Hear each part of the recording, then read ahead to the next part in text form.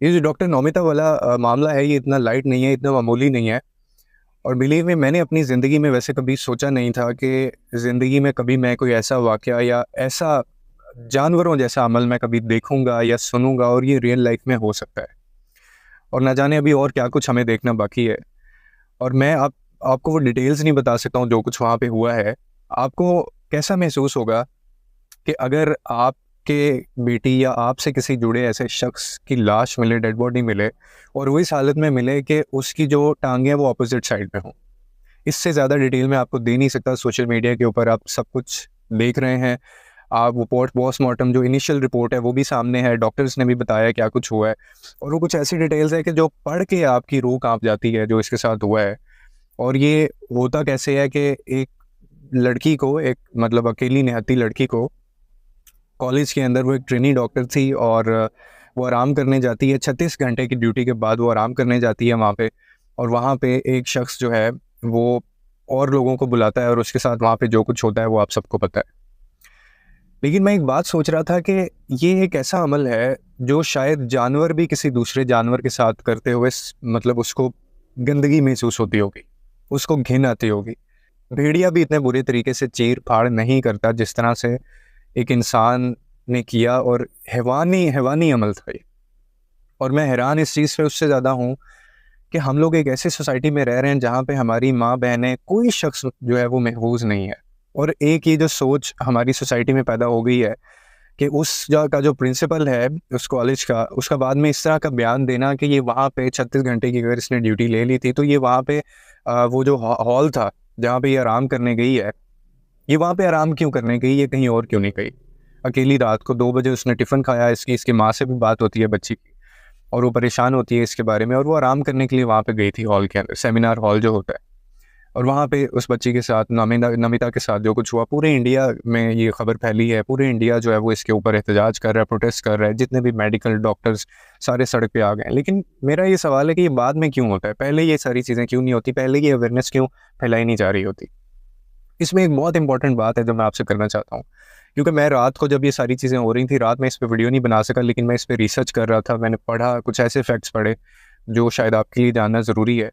जो मैं हमेशा एक तरबियत की बात करता होता हूँ, जो मैं कहता हूँ कि किसी ऐसे बंदे से रिलेशन या गैर महरम या जो एक नाजायज़ ताल्लुक़ किसी के साथ बनाना, वो कितना ख़तरनाक साबित हो सकता है। अब इस सारी जब इसकी इन्वेस्टिगेशन की गई, उसकी डेड बॉडी जब इनको मिली पुलिस को, तो उस डेड बॉडी के साथ एक ब्लूटूथ जो है वो भी मिली डिवाइस, जो कि अक्सर बात हम लोग एयरपोर्ट्स हमने लगाए होते हैं। अब ये एक शख्स जो ये करने वाला था ना, उसने बाद में दूसरे अपने दोस्तों यारों को बुलाया और मिल के ये सारी चीज़ें हुई। उसका नाम जो है ना संजय था। अब अगर आप उस बंदे की प्रोफाइल देखें ना, तो वो ये संजय जो है, इसकी पहले 4 शादियाँ थीं। 2022 के अंदर इसकी आखिरी जो बीवी थी, चौथी, वो इसको छोड़ के चली गई थी। और ये साइको था बंदा, और ये अक्सर यहाँ पे आता जाता था इस मेडिकल कॉलेज के अंदर।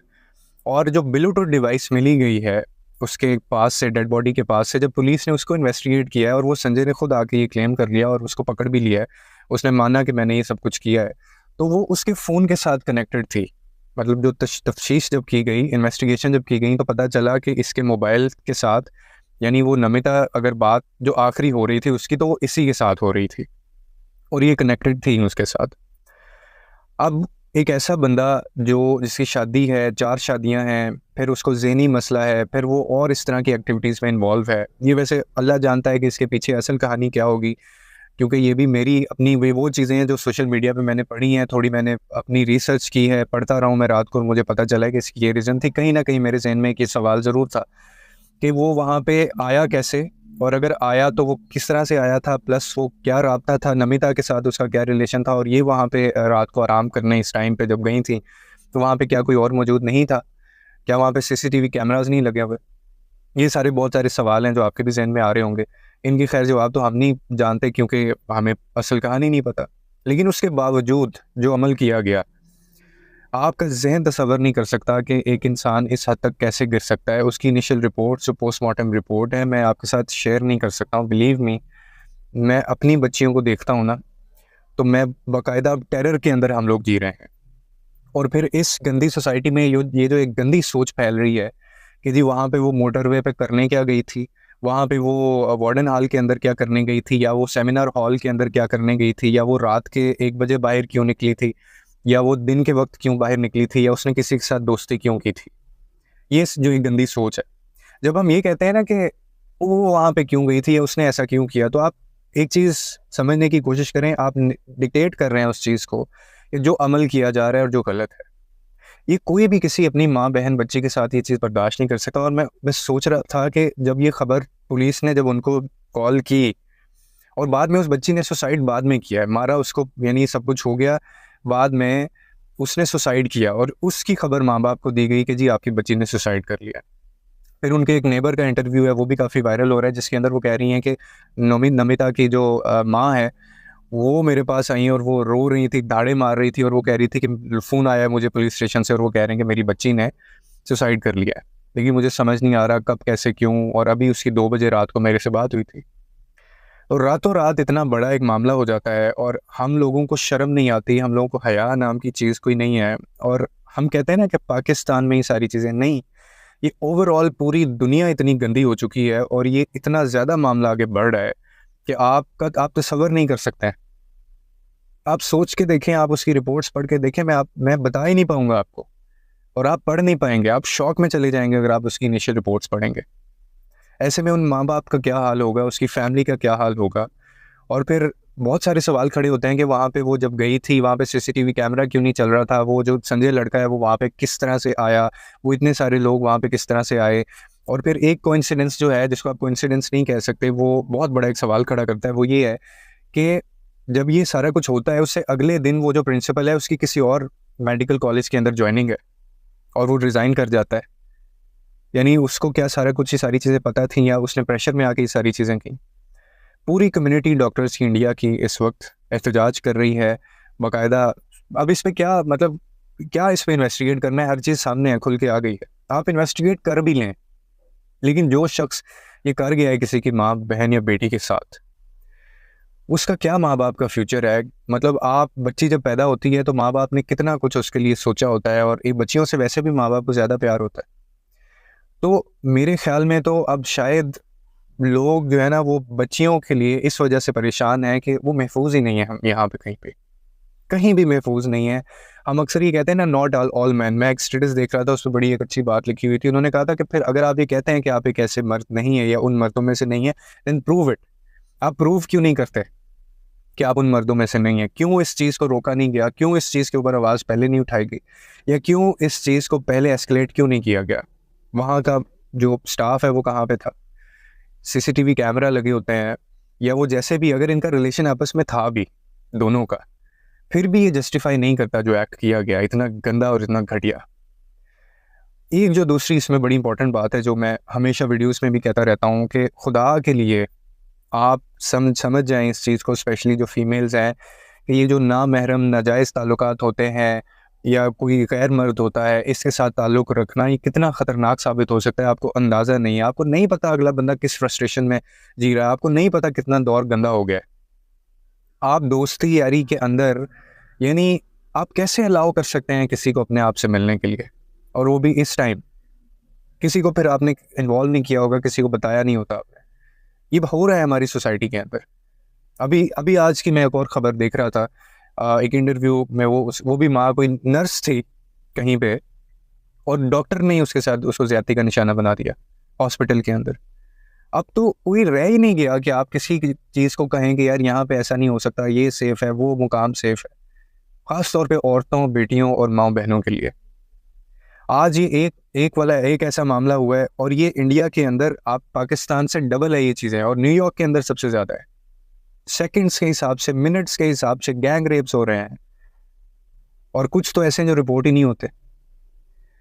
न जाने हमें कब समझ आएगी, और हम वैसे समझ के इंसान कर भी क्या सकता है, जब आप एक ऐसे गले सड़े मुआशरे में रह रहे हों।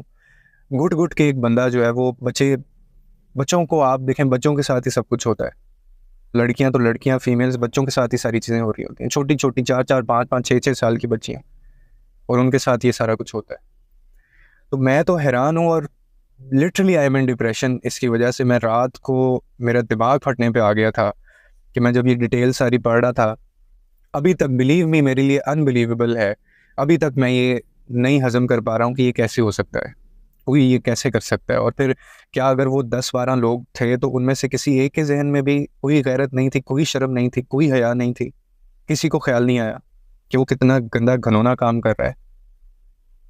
इस चीज़ के लिए गवर्नमेंट लेवल के ऊपर फोर्सेस बननी चाहिए, अवेयरनेस देनी चाहिए। और इनके जो कल्प्रिट्स होते हैं, आप उनको जब तक ब्रूटली, जितना ब्रूटली एक्ट करते हैं, जितना गंदा ये एक्ट करते हैं, आप जब तक इतना ब्रूटल तरीके से आप इनको चौराहों के ऊपर नहीं लटकाएंगे, आप इनके गले नहीं काटेंगे, आप इनके हाथ नहीं काटेंगे, और इनको एग्जाम्पल जब तक आप नहीं बनाएंगे, ये वाक़यात नहीं रुकेंगे। और इस जैसे न जाने और कितने लोग पैदा होकर ये सारी चीज़ें करते रहेंगे।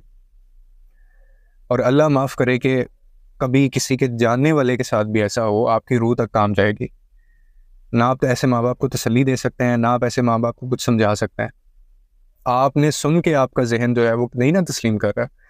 आप और मैं सुन के, पढ़ के हम लोग शौक में चले गए हैं। और जिसकी बेटी होगी ये, जिसकी बहन होगी ये, जिसका खून होगा ये, जिसने इसको पैदा किया होगा बाप ने, उसकी क्या हालत होगी? और ऐसे एक पेरेंट नहीं है, ऐसा हज़ारों, लाखों, करोड़ों ऐसे पेरेंट्स हैं जो इस चीज़ से गुजरते हैं, और इसकी तकलीफ़ का आप अंदाज़ा नहीं लगा सकते। खुदा के लिए अवेयरनेस फैलाएं, कोई ऐसी चीज़ें जो है वो इन लोगों को सिखाएं। गवर्नमेंट लेवल के ऊपर कोई ऐसा स्ट्रक्चर होना चाहिए, कोई ऐसी सज़ा होनी चाहिए, इस चीज़ को रोकना चाहिए और इसकी तरफ फोकस होना चाहिए।